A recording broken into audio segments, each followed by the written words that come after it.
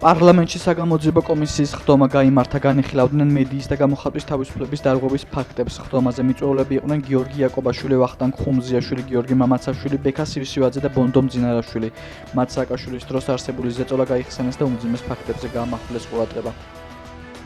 მე და ჩემმა მეგობარმა კოტე სტალინსკიმ გავაკეთეთ პრესაჯე, ეს იყო 2007-ის ზაფხულში დავიწყეთ ამაზე მუშაობა და 2007 წლის 7 ოქტომბერს ჩვენი პირველი პუბლიკაციები უკვე ინტერნეტში გამოჩნდა. ნელ-ნელა ჩვენი მოხმარებლების რაოდენობა გაიზარდა და პირველი ესეთი ნახტომისებური წინსვლა იყო 2007 წლის დაახლოებით 10-11 ნოემბრისთვის, იმიტომ რომ ჩვენ ჩაგვივარდა ექსკლუზიური ინფორმაცია სინამდვილეში როგორ მოხდა სააკაშვილის გადადგომა, რომ ეს იყო ამერიკის ელჩის ზეწოლა, იქ დედის გინებით და წივილ-კივილით მაპატიეთ ამ გამოთქმებზე და ამაზე ჩვენ მოვამზადეთ მასალა.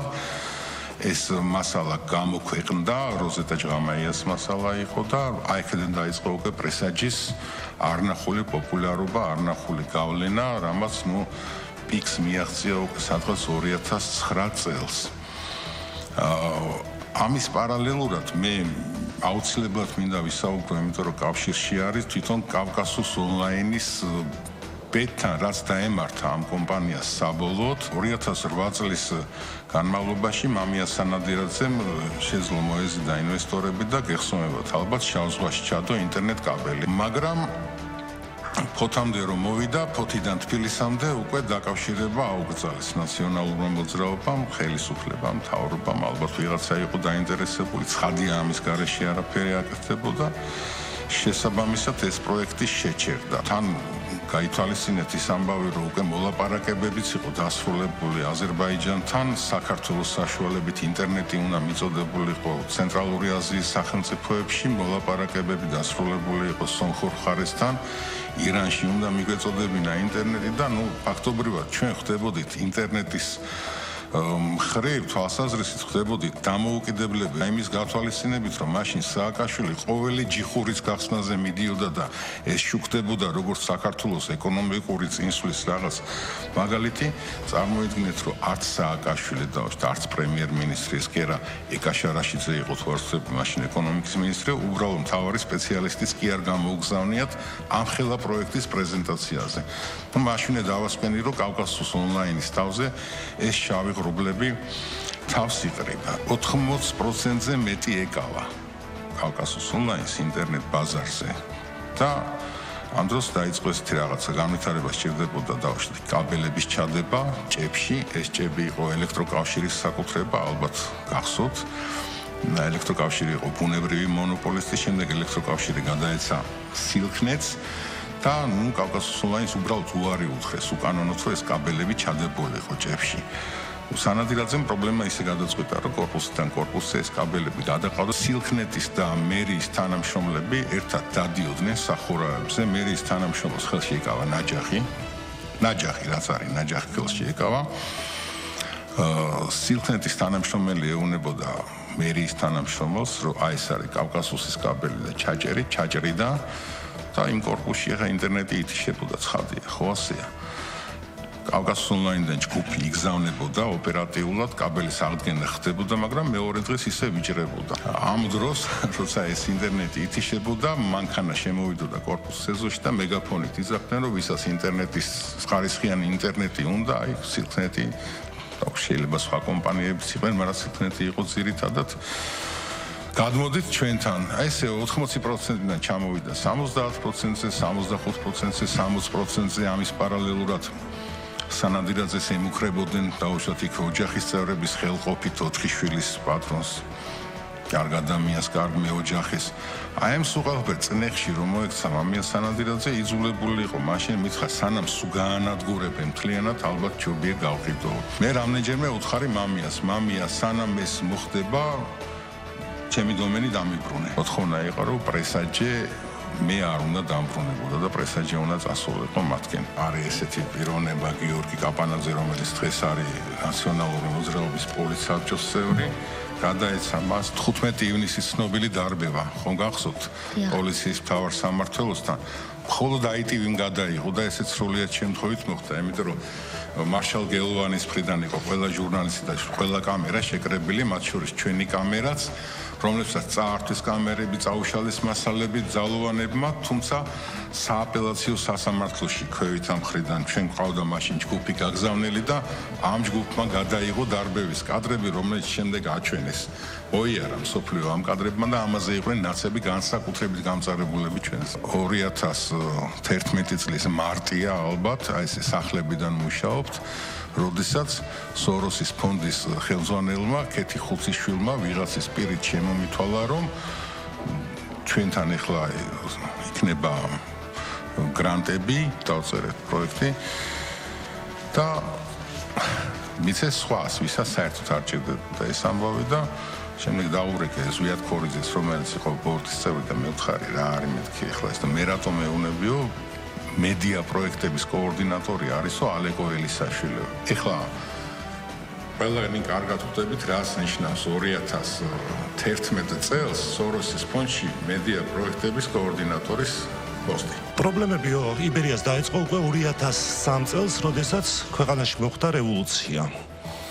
23 ნოემბრის შემდეგ, როდესაც დაისვა პირველი შეკითხვა ჩვენი ტელეკომპანიიდან, რომ როგორ მოხდა, რომ საქართველოს უზენაესმა სასამართლომ პროპორციულ ნაწილში გააუქმა არჩევნები და მაჟორიტარულ ნაწილში არ გააუქმა, თუ ერთ შემთხვევაში მოხდა გაყალბება, მეორე შემთხვევაში როგორ ჩაითვალა, რომ არ მოხდა გაყალბება.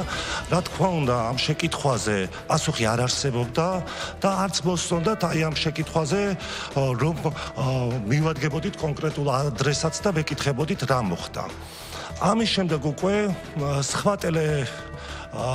ტელევიზიებში დაიხურა პოლიტიკური თოქ-შოუები. ერთადერთი გამონაკლისი იყო ტელეკომპანია იბერია, რომელზედაც ეს თოქ-შოუ მიდიოდა და მიყავდა ქალბატონ ლუბა ელიაშვილს. ცოტა ხანში ლუბა ელიაშვილის საცხოვრებელ ბინაზე მოხდა თავდასხმა, დაცხრილეს მისი საცხოვრებელი ბინა. რა თქმა უნდა, ეს საქმე არ იყო გამოძიებული და ვეკითხებოდით რა მოხდა, რატომ არ იძიებთ. ამ შეკითხვაზე ჩვენ პასუხს რა თქმა უნდა ვერ ვიღებდით და უკვე ამასთან ერთად დაიწყო სატელევიზიო დაჭერები. ამას უკვე არ ვიცი რა დავარქვა, ყველანაირი უფლება, ადამიანის უფლება თუ რამე შეიძლებოდა დარღვეულიყო, ხდებოდა სწორედ აი ამ სატელევიზიო დაჭერების დროს. მე შეგახსენებთ, ცნობილი ამბავი იყო, ბონდო შალიკიანის სახლში შევარდნა საწოლებიდან ბავშვების საყრა. 25 წელია ჟურნალისტი ვარ და პირადად მე ასეთი მძიმე სურათი არ მინახავს, როდესაც გლდანის ეკლესიაში მოხდა ის, რაც მოხდა. მე არ ვლაპარაკობ ახლა იმაზე, ბასილ კალავიშვილის მოქმედებები მომწოდა, ან არ მომწოდა, ან ვინმეს მოწოდა, არ მოწოდა, მაგრამ ფორმა თვითონ რაც იქ მოხდა, იმ ეკლესიის კარის შენგრევა, იმით რა ქვია, დიდი მანქანით, არ ვიცი რა იყო, კამაზი ქვია თუ რა, სატვირთო მანქანით შენგრევა, იქიდან კალავიშვილის სრული ამ სიტყვის მნიშვნელობით იმ ფორმით გამოყვანა, რა ფორმითაც გამოიყვანეს და ძირს დაყრილი ხალხი და ცემა ისეთ მდგომარეობაში იყო, ისეთი დასისხლიანებული იყო ხალხი. ასეთი თემების გაშუქება დიდხანს ვერ აიტანა მაშინდელმა ხელისუფლებამ და ეს ჩვენია დღეს უკვე 2004 წლის 18 თებერვალი იყო, მივედით დილას სამსახურში და რა ვხედავთ, ტელეკომპანია იბერიის შენობაში შესული არის სპეცდანიშნულების რაზმი. ჩვენ შენობაში არავინ არ გვიშვებს. იბერიაში შესulis პარალელურად შევიდნენ გაზეთ ახალ ეპოქაში და საინფორმაციო სააგენტო მედია ნიუსი, ეს იყო ერთი ჰოლდინგი ჩვენი. ვარკვევთ რა ხდებოდა და გითხრას რომ კონტრაბანდას ეძებდნენ ტელევიზიის შენობაში. ამ დროს გენერალურ პროკურატურაში ტარდება ბრიფინგი. მაშინდელი გენერალური პროკურორი ირაკლი ოქრუაშვილი აკეთებს ასეთ განცხადებას, რომ ომეგას ოფისებში და მათ შორის ტელეკომპანია იბერიაში აღმოჩენილია სიგარეტის აქციზური მარკების საბეჭდი კლიშეები. მაშინდელი თაწმინდის რაიონის სასამართლოს თავმჯდომარე იყო თუ არ ვცდები, ბატონი მამუკა სონღულაშვილის გადაწყვეტილება, რის საფუძველზეც შევიდა სპეცდანიშნულების რაზმი ომეგას ყველა ოფისში 3-4 საათში ტელეკომპანია იბერიას შენობიდან გავიდა სპეცდანიშნულების რაზმი, თუმცა ომეგას ყველა ოფისში შეიყვანეს შინაგანი ჯარები. დაახლოებით 10 დღეში გაზეთი ახალი ეპოქის თანამშრომლები შეიკრიბნენ სტამბა ომეგა თექთან, სადაც დაბეჭდილი იყო გაზეთის ნომერი და ითხოვდნენ, რომ ეს დაპატიმრებული ნომერი გამოგვატანეთო და პასუხი იყო სროლა. გახსნეს პირდაპირ ცეცხლი გაზეთი ახალი ეპოქის თანამშრომლების მისამართით. მე ამას იმიტომ ვამბობ, რომ ერთ-ერთი ტყვია წინ გადიოდა გაზის მილი დაახლოებით 2 მეტრის სიმაღლეზე იყო და ერთ-ერთი ტყვია მოხვდა იმ გაზის მილს. იქ რომ ადამიანი მდგარიყო, სულ თავისუფლად შეიძლებოდა რომ ეს ტყვია საზოგადოებრივ რო გაიგოს რეზინის ტყვიას ცეცხლსასროლი. დახურვის შემდეგ გაირკვა ასეთი რამე, რომ ტელეკომპანია იბერიას ყუთდილი ლიცენზია აღმოჩნდა მაშინდელი კომუნიკაციების კომისიის თავმჯდომარის დიმიტრი ქიტოშვილის მეგობრის ვინმე კაკაურიძის სახელზე. ეს ლიცენზია პერიოდულად გადაეცემოდა სხვადასხვა ადამიანებს და საბოლოოდ 2007 წელს, როდესაც ტელეკომპანია იბედი წაართვეს კანონიერ მფლობელებს, ჩვენი ეს ტელეკომპანია იბერიას ლიცენზიაც აღმოჩნდა წართმეული იმედის მეპატრონის ხელში. განხილვის თემა ოპოზიციონერი პოლიტიკოსების მხრიდან საგამოძიებო კომისიაზე გამოუცხადებლობის გამო დაწესებული გირაოს გადახდის და გადაუხდელობის საკითხი. ოპოზიციის ნაწილი ფიქრობს, რომ პოლიტიკოსი გადაიხდის თუ არა დაკისრებულ გირაოს, ეს ინდივიდუალურად უნდა გადაწყვეტა, რომ მმართველი გუნდში კი ფიქრობენ, რომ როდესაც ოპოზიციის ლიდერები საგამოძიებო კომისიაზე არ მიდიან, პასუხისმგებლობისთვისაც მზად უნდა იყვნენ. ამ კითხვაზე პასუხი 2021 წელს გავეცი, 2021 წელს, როდესაც უსაფუძვლოდ დაკისრებული ნებისმიერი სასჯელი არ მივიდა. პარტია თუ ხარ ბრძოლაში, თანაც უკომპრომისოში, კომპრომისზე არ უნდა წახვიდე საკუთარ სინდისთან, მორალთან და უნდა გახსოვდეს 50-ზე მეტი პოლიტიკური პატიმარი. თითოეულ მათგანს ერთ კვირაში შეუძლია იყოს გარეთ, იმ შემთხვევაში თუ არ არსებულ ბრალს აღიარებს.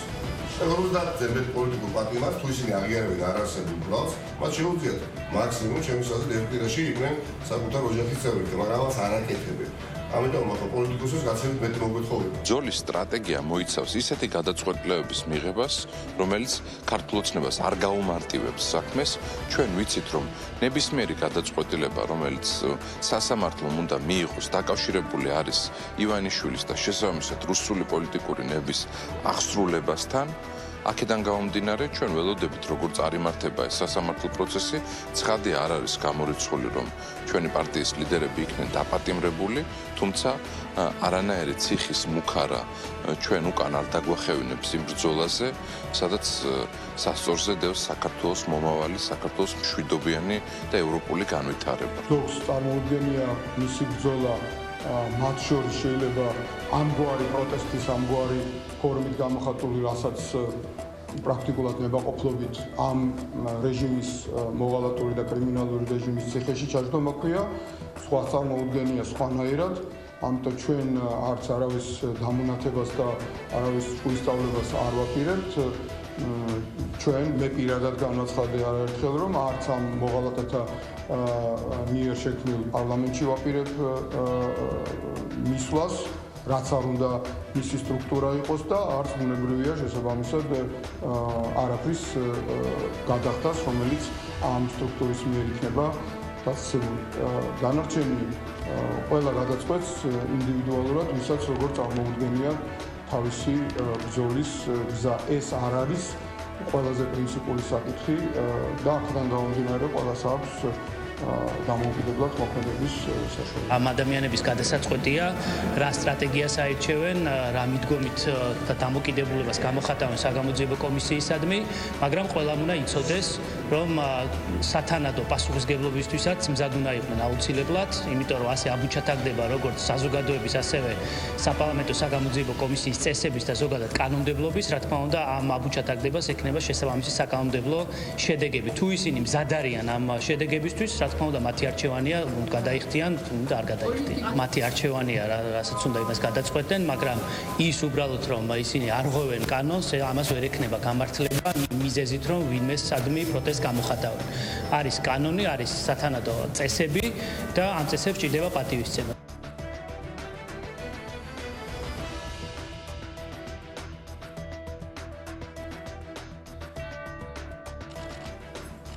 საუბარი შედგა ის 2 საათზე მეტხანს გაგრძელდა. ის იყო ძალიან შინაარსიანი და საკმაოდ გულწრფელი და მთლიანობაში ჩემი აზრით ამ თვალსაზრისით საკმაოდ სასარგებლო. პირველ რიგში მე მადლობა გადაუხადე შეერთებული შტატების პრეზიდენტს ამერიკის შეერთებული შტატების მხრიდან მხარდაჭერისთვის რუსეთსა და უკრაინას შორის პირდაპირი მოლაპარაკებების განახლების თაობაზე.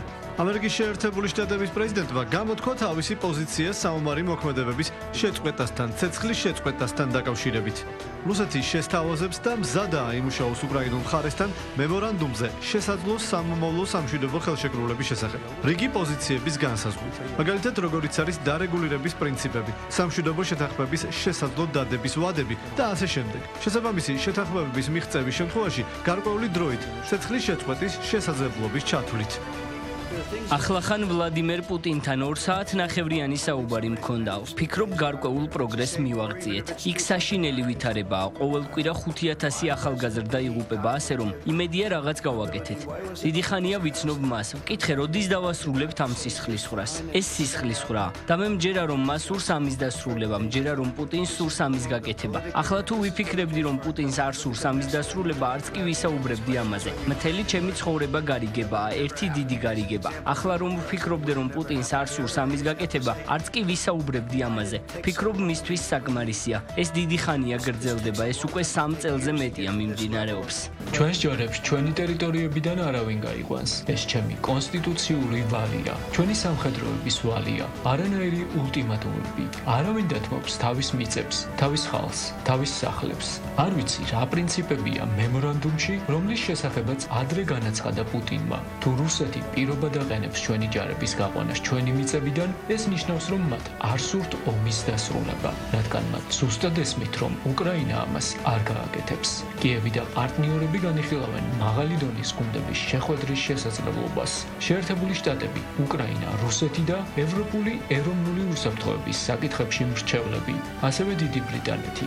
ასეთი შეხვედრა შეიძლება ჩატარდეს თურქეთში, ვატიკანში ან შვეიცარიაში. ამჟამად ამ 3 პლატფორმას განვიხილავთ. ანტიკორუფციული ბიუროს ხელმძღვანელი რაჟდენ კუპრაშვილი საქართველოში აკრედიტირებული დიპლომატიური კორპუსის წარმომადგენლებთან და საერთაშორისო ორგანიზაციებთან საინფორმაციო შეხვედრას მართავს.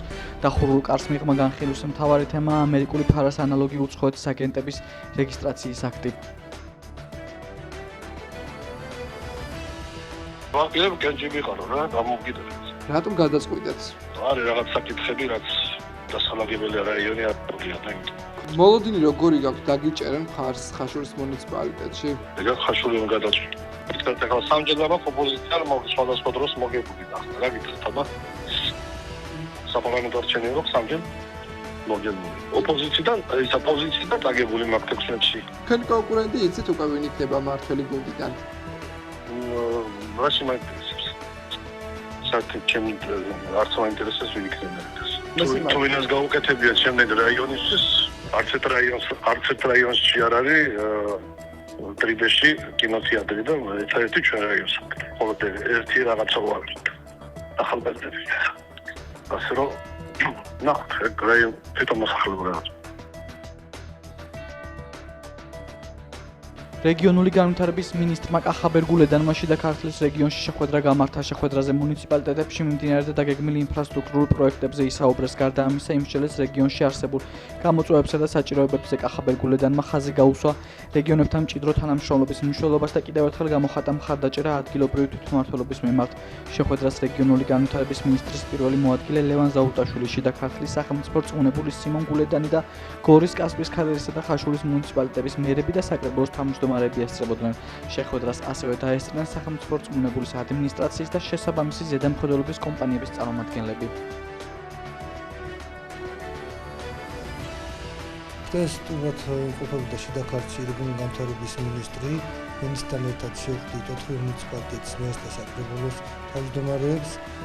საუბარი ეხებოდა როგორც დაგეგმილ პროექტებს, ასევე მიმდინარე პროექტებს. შიდა ქართლის სახელმწიფო რწმუნებულის აპარატში კასპიის მუნიციპალიტეტის თვითმმართველობას ჰქონდა შეხვედრა რეგიონალური განვითარების მინისტრთან ბატონ კახაგულედანთან.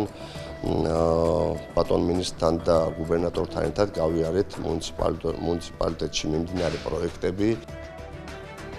ხანმოკლე წვიმას და ქარს პროგნოზირებენ სინოპტიკოსები მომდევნო დღეების განმავლობაში შიდა ქართლში მოკლევადიანი პროგნოზების განყოფილების უფროსის დოდო გვაზავას თქმით ამინდის ცვალებადობის მიუხედავად რეგიონში მაღალი ტემპერატურა შენარჩუნდება.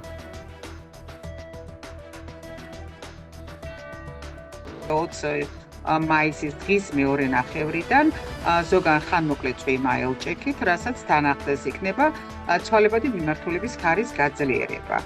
კვირის განმავლობაში არის მოსალოდნელობა, რომ 23, 24, 25-ით შუა დღის საათებში შესაძლებელია ცალკეულ რაიონში იყოს ხანმოკლე წვიმა ელჭექით, ამ დროს ელჭექის დროს შესაძლებელია დრო გამოშვებით დასავლეთის მიმართულების ქარის გაძლიერება. რაც შეეხება ჰაერის ტემპერატურას, მინიმალური ტემპერატურა ცოტათი დაიწევს განსაკუთრებით ხამის საათებში 20 და 22 მაისს. აქ შიდა ქართლში შესაძლებელია მინიმალური ტემპერატურა იყოს დაახლოებით 4-6 გრადუსი, დანარჩენ დღეებში მოიმატებს 10 გრადუსამდე და 12 გრადუსამდეც კი. რაც შეეხება დღის მაქსიმალურ ტემპერატურას, ცოტა დაბალი ტემპერატურები არის მოსალოდნელი 23 მაისის ჩათვლით, ეს დაბალი 20 გრადუსზე ქვევით არ საუბრობ მე.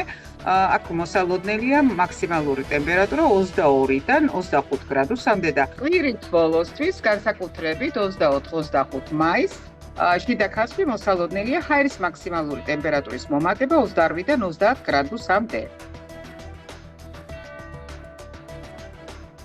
ოკუპირებული ტერიტორიებიდან დევნილთა შრომის ჯანმრთელობისა და სოციალური დაცვის მინისტრი ჟენევაში ჟანდაცვის მსოფლიოს 78 ანსამბლეის ხდომას დაესწრო. ანსამბლეა, რომლის თემაც არის ერთიანი მსოფლიო ჯანმრთელობისთვის, ჯანმოს გენერალურმა დირექტორმა გახსნა. ანსამბლეაზე სიტყვით გამოვა მიხეილ სარჯულაძე ვიზიტის ფარგლებში დაგეგმილია არაერთი ორმხრივი შეხვედრა.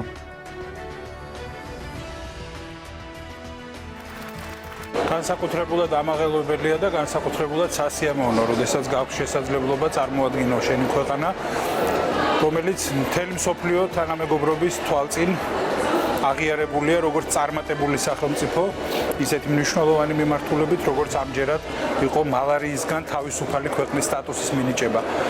განსაკუთრებულად დასაფასებელია ასეთი დამოკიდებულება მსოფლიო ჯანდაცვის ორგანიზაციის მხრიდან, რომლის ყურადღების გარეშე არ დარჩენილა ის წარმატება, რომელიც ქართულ ჯანდაცვის სისტემას აქვს ბოლო წლების განმავლობაში და ვფიქრობ, რომ ეს დამსახურებული აღიარება იყო ერთმნიშვნელოვნად დროულიც და იმავდროულად განსაკუთრებულად სასიამოვნოც.